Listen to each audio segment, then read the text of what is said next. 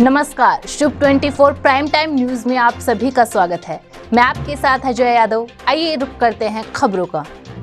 जयपुर में आज Congress screening committee की पीसीसी वॉर रूम में बैठक आयोजित की गई। इस दौरान कांग्रेस नेता निवाई से कमल बैरवा, मालपुरा से रामविलास चौधरी, नागौर से हरेंद्र मिर्धा, खींवसर टिकट मांगने आए और स्क्रीनिंग कमेटी के सामने अपने अपने दावे रखे तथा टिकट मिलने पर जीत का दावा किया। आइए जानते हैं मालपुरा से ताल ठोकते रामविलास चौधरी का क्या कहना है।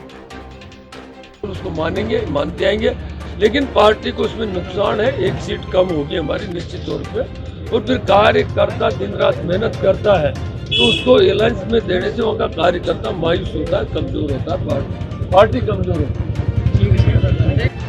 ये बहुत अच्छे वोटों से जीत करके आता और वर्तमान में वहाँ पर ऐसा कोई अलायंस में देने का कोई इशू या कोई चांस हुआ कोई वजूद ही नहीं है। तो मैं कहना चाहूँ, हमने अभी यहाँ पर स्क्रीनिंग कमेटी के सामने भी कहा है, प्रभारियों को भी कहा है, प्रदेश अध्यक्ष जी को, मुख्यमंत्री जी को, सब तक ये बात पहुँचाइए कि कांग्रेस मालपुरा के अंतर्गत मजबूत है।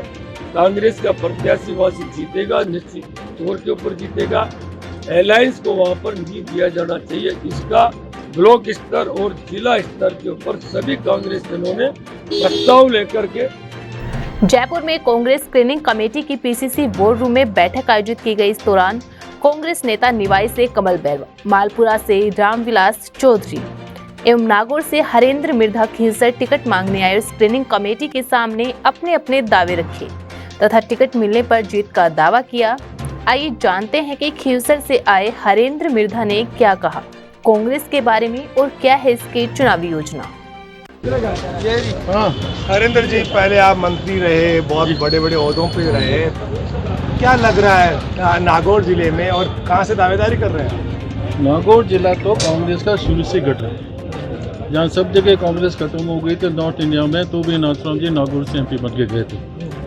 राजस्थान की राजनीति में नागौर का एक बहुत अहम स्थान है और ये जड़ें मजबूत हैं कि कांग्रेस के अलावा दूसरों में कोई टिक नहीं सकता। अब के भी नागौर की सीटें बहुत अच्छी हैं, माहौल बहुत अच्छा है। निश्चित रूप से 10 में से 7-8 सीटें कांग्रेस की आएंगी तो कांग्रेस सरकार बनाएगी। और जो भी काम कर रहे हैं 3 साल में, जो भी योजनाएं की हैं, उनका लाभ मिलेगा।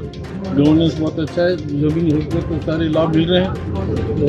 लोग खुश हैं, कुल मिला के सिचुएशन बड़ी अच्छी लगी। लेकिन पिछली बार तो आप मेन लीडरशिप को आगे लाने की बात करते हैं, तो नहीं ला रहे हैं ना, अब के यूथ को टिकट देंगे। हमारे जो उदयपुर में मीटिंग हुई थी उसमें तय हुआ था कि 50% सीटें तो 50 से कम लोगों को देंगे। वोटा तो उनका हो गए, दिन में महिलाओं को देंगे। ठीक है सर। ये हरेंद्र जी, ये जो आप कह रहे हैं निपटाने, तो ये बात पूछ के मेरे को निपटाओगे क्या?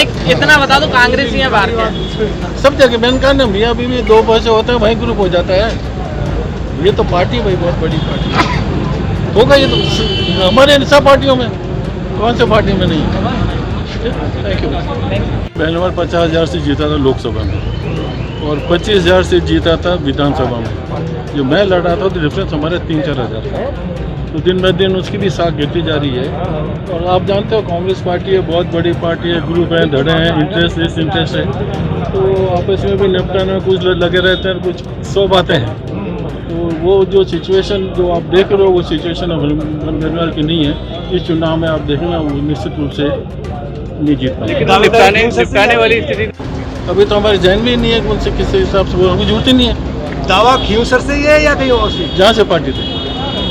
ये गुटबाजी दो बार दोनों जगह MLA रहा हूँ मैं, तो जहाँ भी पार्टी को ठीक लगे वो करते। गुटबाजी और निपटाना ये कभी गुटबाजी तो हो सकता है क्या? भैया गुटबाजी तो मियाँ बीवी 2 बच्चे होते हैं, वहीं गुटबाजी हो जाती है। ये तो राजनीति है। तो लाइक डिसलाइक्स तो होंगी, किसको कम पसंद करते हैं, किसको ज़्यादा पसंद करते हैं, पर मनभेद नहीं है। आपके पुत्र भी जयपुर में कांग्रेस स्क्रीनिंग कमेटी की पीसीसी वॉर रूम में बैठक आयोजित की गई। इस दौरान कांग्रेस नेता निवाई से कमल बैरवा, मालपुरा से रामविलास चौधरी, नागौर से हरेंद्र मिर्धा खींवसर टिकट मांगने आए और स्क्रीनिंग कमेटी के सामने अपने अपने दावे रखे और टिकट मिलने पर जीत का दावा किया। आइए जानते हैं कि निवाई से आए कमल बैरवा ने क्या कहा कांग्रेस के बारे में और क्या है इनकी कार्य योजना। MLA है वहाँ, वो चाहते ही नहीं कि कोई कार्यकर्ता कांग्रेस का वहाँ अपना वर्चस्व जमा सके या रह सके। हमारे नगर परिषद का जो चेयरमैन था उसको ये कह के नहीं दिया टिकट कि तुम कमल के आदमी हो, कमल के हो, और तुम्हारे किसी भी आदमी को टिकट नहीं दिया जाएगा। उससे नाराज होकर निर्दलीय 35 पार्षदों में से 17 पार्षद जिता के वो लाया। और फिर उसके बाद भी हमने बहुत निवेदन किया कि एक सीट पार्षद मिल जाए तो कांग्रेस का चेयरमैन बन सकता है, मगर आपने चेयरमैन नहीं बनने दिया। भोजपुरी में वो बीजेपी का चेयरमैन तो हर जगह करते हैं। आपने बुलाया, आपसे बात करिए, आपको बताया कि ये स्थिति है कांग्रेस की। वहाँ एक भी कोई दूसरा पदाधिकारी कांग्रेस का नहीं है आज की तारीख में। 10 साल हो गए वहाँ व्यवस्था बिगड़े हुए। पहले प्रशांत बैरवा सचिन पायलट के साथ दिखते थे, पिछले दिनों आपकी भी तस्वीरें काफ़ी दिखी कई आयोजनों में, कई बार साथ खाना खाते हुए, साथ घूमते हुए। तो क्या सचिन पायलट की तरफ से कोई एश्योरेंस मिला है? नहीं, ऐसी कोई बात नहीं है। तो दोनों तरफ से हम लोग तो कांग्रेस के लोग हैं, हम किसी का गुटबाजी के चक्कर में नहीं है। मैं कांग्रेस का आदमी हूँ, कांग्रेस की बात कर रहा हूँ। मेरा बाप जो है ना, बनवारी लाल जी, जो मेरे बड़े पिताजी थे, उन्होंने बहुत लंबी राजनीति खेली है और 2 बार पार्लियामेंट में भी रहे हैं और डिप्टी सीएम राजस्थान रहे। बीमार होने के बाद उन्होंने मुझे टिकट दिला दी। जयपुर में कांग्रेस स्क्रीनिंग कमेटी की पीसीसी वॉर रूम में बैठक आयोजित की गई। इस दौरान पूर्व विधानसभा अध्यक्ष दीपेंद्र सिंह कांग्रेस स्क्रीनिंग कमेटी के सामने अपने विचार रखने के बाद वॉर रूम के बाहर पत्रकारों से रूबरू हुए। इस अवसर पर दीपेंद्र सिंह ने कहा कि मैं टिकट नहीं मांग रहा, लेकिन पार्टी जिसको भी टिकट देगी उसे जीत दिलाने का प्रयास करूंगा। राजस्थान में कांग्रेस एकजुट होकर चुनाव लड़ रही है और सरकार रिपीट होगी। उनके पुत्र बालेंदु सिंह को टिकट दिलवाने की पैरवी करने पर जानना चाहा तो पूर्व विधानसभा अध्यक्ष ने कहा कि टिकट मांगना सबका हक है, पुत्र भी मांग रहा है, जिसको पार्टी देगी उसके साथ रहूंगा। भाजपा नेता कैलाश मेघवाल द्वारा भाजपा के केंद्रीय कानून मंत्री अर्जुन राम मेघवाल पर भ्रष्टाचार के आरोप लगाने के मामले में कांग्रेस के आपदा प्रबंधन मंत्री गोविंद राम मेघवाल का बड़ा बयान सामने आया है। उन्होंने कहा कि भारतीय जनता पार्टी के अंदर ना तो कार्यकर्ताओं की पूछ है और ना ही नेताओं की पूछ है।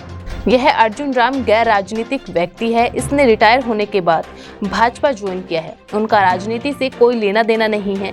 जब हम लोग आंदोलन करते थे तो यह उस वक्त नौकरी पर थे। बहुत दुख के साथ कहना पड़ता है कि आज नेता और कार्यकर्ताओं की राजनीतिक रूप से हत्या हो गई है और ऐसे लोग नेता बनकर बैठ गए। इसीलिए मैं कैलाश मेघवाल के बयान का समर्थन करता हूँ। उन्होंने ठीक बयान दिया है कि यह कलेक्टर थे तब इनके ऊपर आरोप लगे हुए हैं। कैलाश मेघवाल एक सीनियर वकील भी है और भाजपा के नेता भी। उन्होंने सही कहा कि अशोक गहलोत के राज में हमें जिला मिला, क्योंकि गहलोत ने विकास में किसी राजनीतिक पार्टी को नहीं देखा। जब कोरोना आया था तो भाभी जी के पापड़ लेकर अर्जुन राम मेघवाल खड़े हो गए थे कि भाभी जी के पापड़ खाओ और कोरोना भगाओ। कुल मिलाकर अर्जुन राम पूरे अंधविश्वासी है, पुराने जमाने का आदमी है। खाली तंदूरी और ढोलकी बजाकर अपना टाइम पास करते हैं, लोगों को प्रभावित करते हैं। अगर डॉक्टर अंबेडकर भी कहीं बैठ कर के तंदूरा बजाते तो बताओ शूद्रों को समानता का अधिकार कहाँ से मिलता? जो शूद्र जंगल में रहने और अछूत का जीवन जीने को मजबूर था, उसे समानता का अधिकार मिला। अर्जुन राम मेघवाल उस सीट पर बैठे हैं, आरक्षण का लाभ लेकर बैठे हैं। यह भी देश के संविधान और डॉक्टर अंबेडकर की देन है। दलितों पर अत्याचार हो रहा है, महिलाओं पर अत्याचार हो रहा है, महंगाई आकाश छू रही है, बेरोजगारी जबरदस्त है। अग्निवीर लाकर देश का सत्यानाश कर दिया। लेकिन अर्जुन राम मेघवाल ने पढ़े लिखे व्यक्ति होने के बावजूद भी एक स्टेटमेंट पूरे भारतवर्ष में नहीं दिया।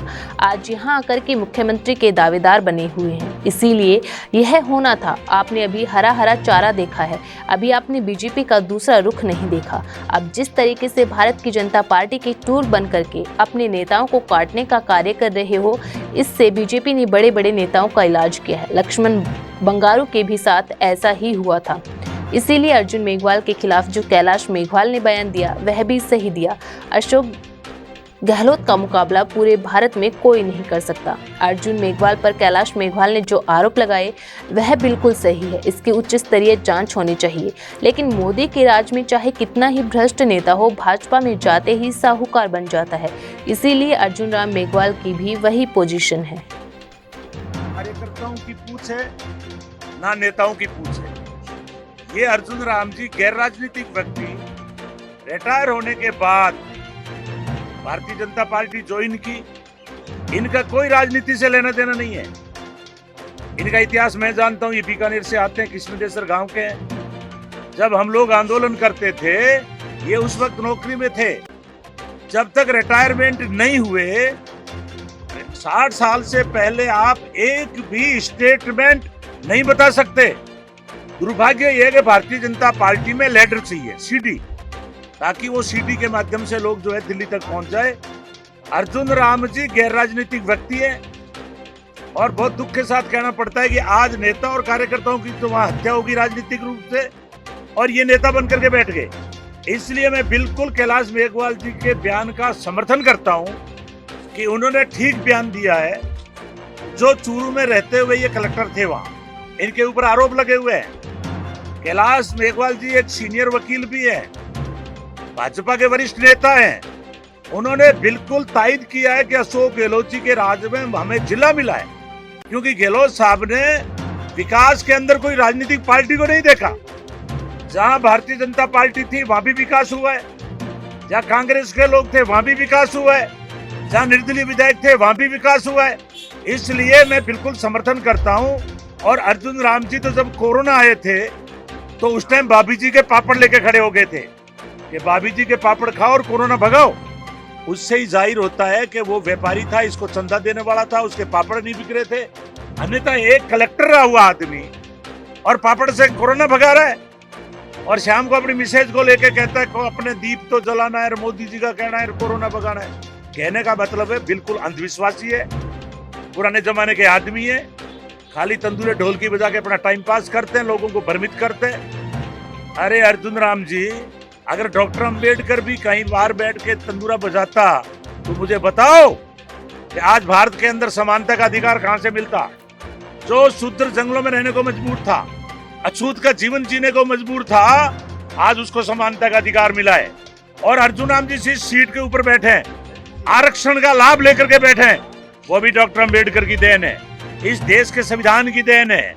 आज आप देख रहे हो दलितों पर अत्याचार हो रहा है, जगह जगह महिलाओं पर अत्याचार हो रहा है, महंगाई आकाश छू रही है, बेरोजगारी जबरदस्त है, अग्निवीर ला करके सेना का सत्यानाश कर दिया। लेकिन अर्जुन राम पढ़े लिखे व्यक्ति होने के बावजूद भी एक स्टेटमेंट पूरे भारतवर्ष में नहीं दिया है, और आज यहाँ आकर के मुख्यमंत्री के दावेदार बने हुए हैं। इसलिए होना था, लेकिन अभी तक भी अर्जुन राम जी, आपने जैसे सावन के अंदर हरा घास होता है, हरा हरा चरा है, अभी आपने भाजपा का दूसरा रुख नहीं देखा है। आप आरएसएस के टूल बन के जिस ढंग से अपने नेताओं की कार सेवा कर रहे हो और काटने का काम कर रहे हो, ये भारतीय जनता पार्टी ने बड़ों बड़ों का इलाज भी किया है। लक्ष्मण बंगारू राष्ट्रीय अध्यक्ष थे, इन्हीं के लोगों ने लाख रुपए की रिश्वत देकर उनको फिट कर दिया था। इसलिए अर्जुन राम जी के खिलाफ जो कैलाश मेघवाल जी ने बयान दिया है, बिल्कुल सही दिया है कि अशोक गहलोत जी का मुकाबला पूरे भारत में कोई सीएम नहीं कर सकता। इन्होंने रिकॉर्ड तोड़ विकास के काम किए हैं, जिले नहीं बनाए, पंचायत समितियां नहीं बनाई है, पंचायतें नहीं बनाई है, और 100 यूनिट बिजली, 2000 यूनिट ट्यूबवेल पर फ्री, 25 लाख का चिरंजीवी योजना ओपीएस देकर पूरे भारत को चौंका दिया। और केंद्र की जो मोदी सरकार है उसको भी उनको फॉलो करना चाहिए।